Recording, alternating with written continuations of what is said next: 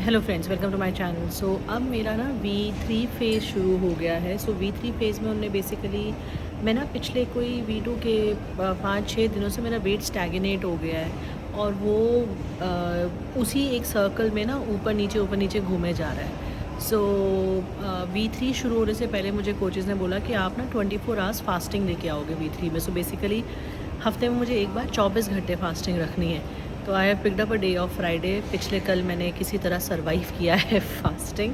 मतलब मुझे first half day में प्रॉब्लम तो नहीं हुई, बट क्योंकि मैंने शाम को लास्ट मील जो खाई थी वो खाई थी शाम के 7 बजे पिछले दिन, और उसके बाद में अगले दिन मेरी फास्टिंग शुरू हो गई थी। तो मैंने एक्चुअली 24 आवर्स ही नहीं, 38 आवर्स तक की फ़ास्टिंग हो गई, क्योंकि बाय द टाइम मेरी फ़ास्टिंग 24 आवर्स की ख़त्म हुई वो रात के 7-8 बज रहे थे, और मैं उसके बाद कुछ खाना खा नहीं सकती क्योंकि कोचेज़ ने बताया हुआ है कि वो ईटिंग फ़ेज़ नहीं है। तो फिर मेरे लिए अगले दिन सुबह 7 साढ़े 7-8 बजे जाके मैंने मील शुरू की है।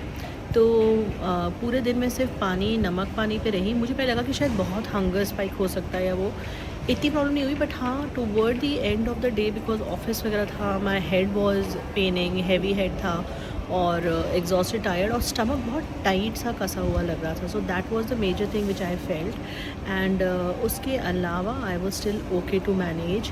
कोई मेडिसिन, मल्टीविटामिन भी कुछ नहीं लेना था, तो कोई प्रोटीन नहीं, कुछ नहीं, सिर्फ वाटर और सॉल्ट वाटर या फिर ग्रीन टी, 0 कैलोरीज पे चलना था। So I survived it somehow, and with the water. So I realized कि हाँ, बॉडी में कितनी स्ट्रेंथ होती है। So it was something like a Karwa Chauth but with water, you can से।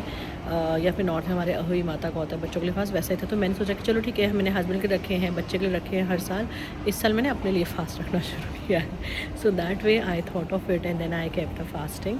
अभी जो है फास्टिंग मेरा आज ख़त्म हुआ है and I have gone back to the V1। सो बेसिकली V1 में मतलब है कि 3 प्रोटीन डाइट और 2 वेजिटेबल डाइट जो कि मेरी अप्रूव्ड है।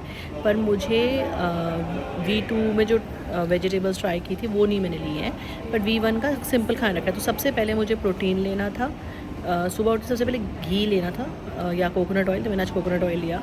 और उसके बाद में मुझे जो फर्स्ट मील थी वो मेरी प्रोटीन थी, एंड उसके बाद में मेरी सेकंड मील थी सूप।